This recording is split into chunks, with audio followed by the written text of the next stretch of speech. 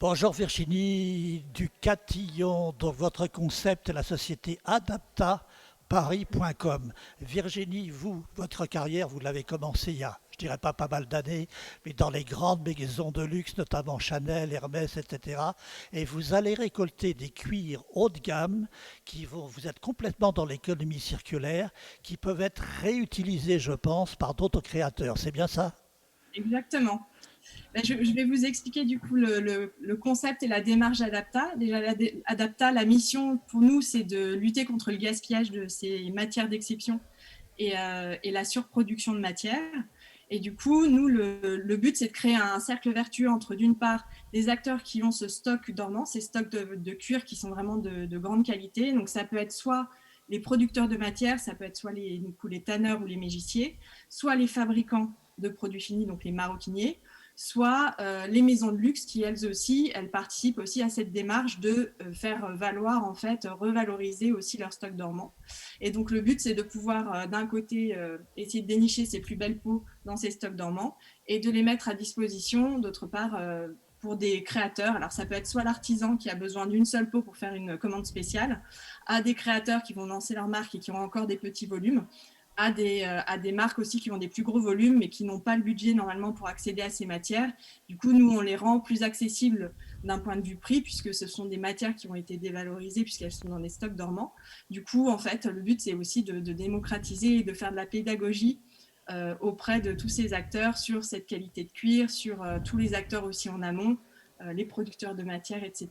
Donc, en Vous, fait, nous, on propose effectivement ça sur une plateforme sur une plateforme, on fait du négoce, hein, c'est de l'achat et de la bien sûr. revente. Donc, on a un stock, un petit stock, parce que le but, c'est pas non plus de déplacer un stock physique vers un autre et de recréer un autre entrepôt. Donc, on a un petit stock, on a un espace de 45 mètres carrés qui fait showroom, bureau, stockage. On a du cuir pour justement ces artisans-là qui ont besoin de toutes petites séries. Et après, on organise aussi des ventes, ce qu'on appelle les ventes exclusives. C'est comme un VP sur de la matière première. Donc, on va réserver des stocks un peu plus importants qui peuvent justement intéresser des marques qui ont des plus gros volumes pour faire des animations de collection. On va les réserver pendant un moment, on va les sélectionner, on va les mettre en ligne pendant une durée limitée. Et tout le monde peut acheter, de l'artisan jusqu'à la marque qui a des plus gros volumes.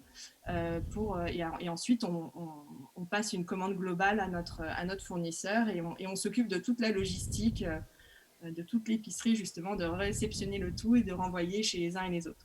C'est un concept tout à fait nouveau, hein, je pense. Vous sentez que les grandes marques commencent à être sensibilisées par ces principes de l'économie circulaire? Oui, oui, effectivement, je pense que tout le monde, tous les acteurs, que ce soit dans les plus grandes marques ou de l'artisan ou des créateurs qui se lancent, je pense que maintenant, chaque marque qui se crée doit avoir évidemment dans son ADN cette démarche-là, avec toujours évidemment avoir un concept qui met en avant la désirabilité du produit et un concept et un design qui est quand même désirable. Et puis les grandes marques, celles qui ont des plus grosses structures, forcément, elles se mettent aussi à ça parce qu'elles voient évidemment les enjeux qu'il y a et qu'on a. Enfin, on a des ressources qui sont limitées au Bien sûr. final.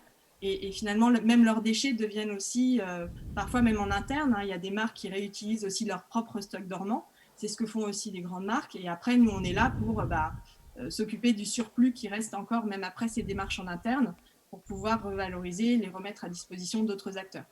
Vous qui avez vécu aussi, je dirais pas cette ancienne époque, les grandes marques, etc., ils commencent à s'engager vraiment sur ces concepts de durabilité. J'ai bien connu Hermès il y a pas mal d'années avec la fondation Hermès qui est très offensive sur ce genre de problématiques. Et vous pensez sincèrement on va changer la donne dans le secteur de la mode et du textile? Je l'espère, sinon je me lancerai pas là-dedans. C'est que je pense que ça va changer et ça change déjà.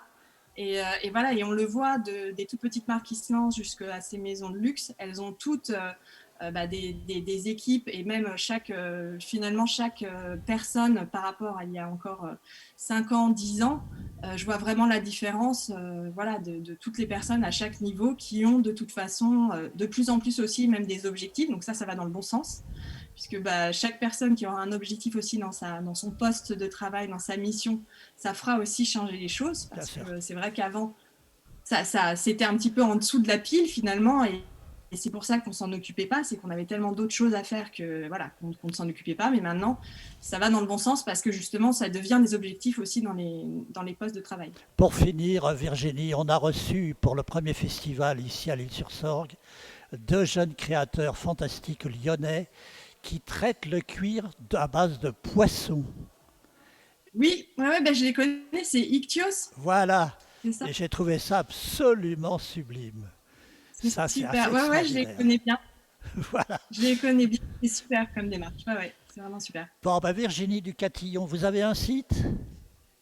Oui, alors c'est adapta-paris.com et voilà. Donc, tous nos cuirs sont accessibles. On donne toutes les informations de traçabilité aussi sur le nom du tanneur ou du mégissier. On donne un Ok. maximum d'informations. Merci infiniment Virginie. Et puis je dis à tout le monde, au mois de novembre, 2e festival, descendez à l'Île-sur-Sorgue pour nous expliquer tout ça. D'accord? Allez, à très Henriette, bientôt. Merci beaucoup en à tout très cas. À très bientôt.